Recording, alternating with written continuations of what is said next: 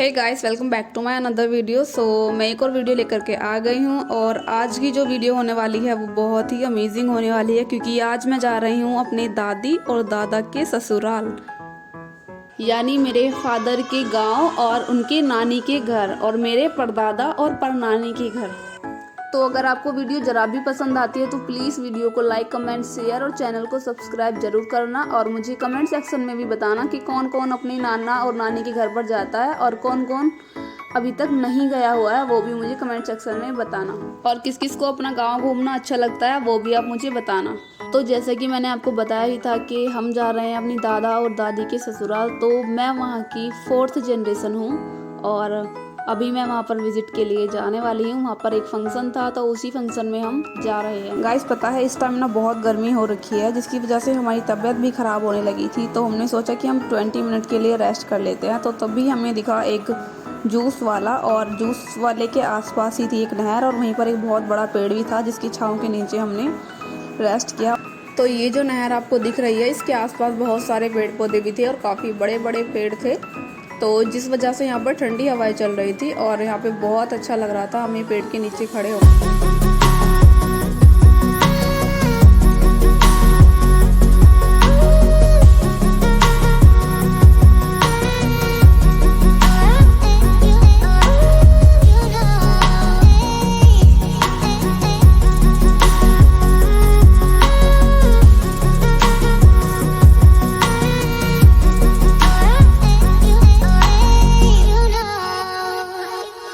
तो रेस्ट करने के बाद में अभी हम हो रहे हैं रिटर्न, क्योंकि अभी हमें वहाँ पर पहुँचना भी है और रास्ता बहुत लंबा है और रात भी हो जाएगी। इसी वजह से हमने ज़्यादा देर रेस्ट नहीं किया, हम यहाँ से चल दिए।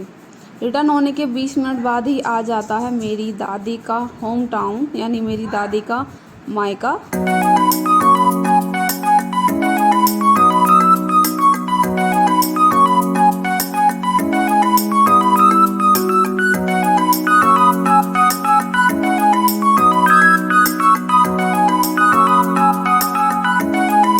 फाइनली हम अपनी दादी के घर पर पहुंच चुके हैं और आप देख सकते हैं कि किस तरह का मेरी दादी का जो घर है वो दिखाई देता है। और ये घर जो है कम से कम 100 से भी ज़्यादा साल पुराना है, क्योंकि मेरे जो परनाना है यानी मेरी दादी के जो फादर हैं उन्होंने इसे बनवाया था और उनकी 4th जनरेशन अभी भी इसमें स्टे करती है। और कुछ जनरेशन जो है उनकी कुछ पीढ़ियाँ उनकी दिल्ली शिफ्ट हो गई हैं, लेकिन जिनको अभी भी गाँव में रहना अच्छा लगता है वो अभी भी गाँव में रहते हैं। तो यहाँ पर घूमने के बाद में अब हम जाएंगे हमारे दादा के गांव, क्योंकि यहाँ पर रुके हुए हमें हाफ एन आवर हो चुका है और जो फंक्शन है वो मेरे दादा के गांव में ही है।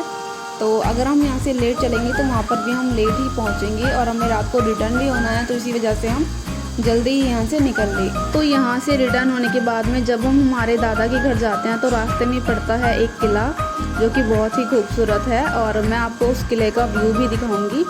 तो मैं जिस किले की बात कर रही थी वो है ये, और आप देख सकते हैं कि कितना ज़्यादा खूबसूरत जो है इसका व्यू है। ये जो आपको दिखाई दे रहा है ये इसका फ्रंट व्यू है और ये आपको वीडियो में छोटा भी दिख रहा होगा, लेकिन ये बहुत बड़ा है। जब मैं रास्ते में चलूँगी तो फिर मैं इसका व्यू दिखाऊँगी कि ये कितना बड़ा है। कम से कम ये 5 से 6 किलोमीटर के एरिया में फैला हुआ है और बहुत ही खूबसूरत लगता है। और इसकी जो दीवारें हैं उसमें कोई क्रैक्स नहीं है, बस यहाँ पर थोड़ी झाड़ियाँ उगाई हैं। शायद ऐसा होगा कि यहाँ पर बहुत ही कम देखभाल के लिए आते होंगे, क्योंकि जो है रूरल एरिया है और वहाँ पर कोई ज़्यादा इतना यहाँ पर ध्यान नहीं देता होगा, इसी वजह से इसके आसपास झाड़ियाँ उगाई हैं।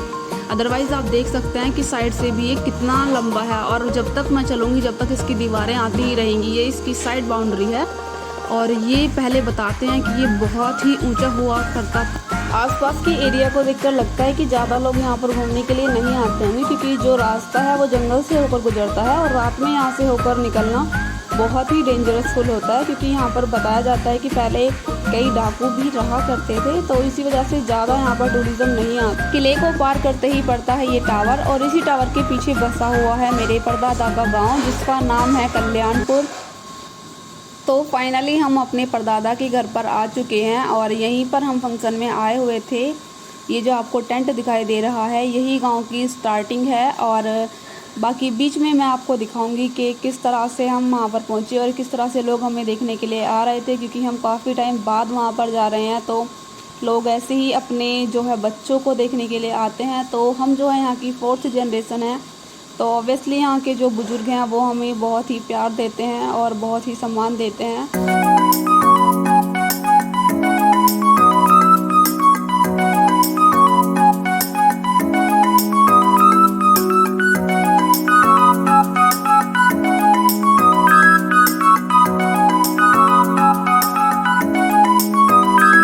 तो फाइनली हम शाम के 7 बजे तक गांव में एंटर हो चुके हैं और यहाँ पर फंक्शन हो रहे हैं।